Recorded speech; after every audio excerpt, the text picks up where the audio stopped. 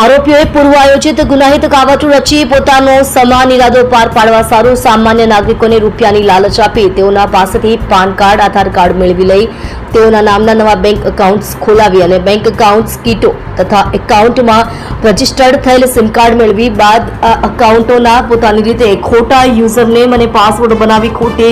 કિંમતી જામીનગીરીઓ ઊભી કરી ખોટા ઇલેક્ટ્રોનિક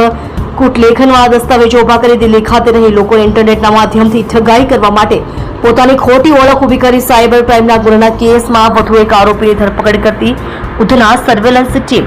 સુરત શહેર પોલીસ કમિશનર અનુપમસિંહ ગહેલોત સાહેબ તથા ખાસ પોલીસ કમિશનર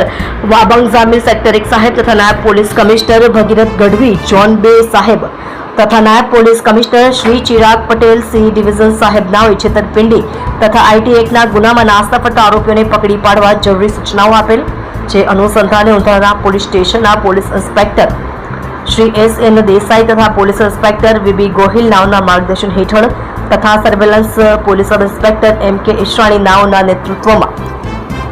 હેડ કોન્સ્ટેબલ સાગરભાઈ કાળાભાઈ તથા હેડ કોન્સ્ટેબલ મનમોહન શિવનારાયણ તથા પોલીસ કોન્સ્ટેબલ ભાવેશભાઈ દુલાભાઈ નાઓએ ટેકનિકલ સર્વેલન્સ તથા હ્યુમન સોર્સિસના આધારે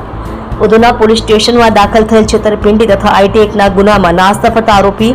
નામે મયુર વિઠ્ઠલભાઈ ઇટાલિયા ઉંમર વર્ષ 34 ધંધો માર્કેટિંગનો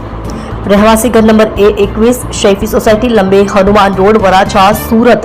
મૂળ વતન ગામ માંગુકા તાલુકો ગારિયાધાર જિલ્લો ભાવનગર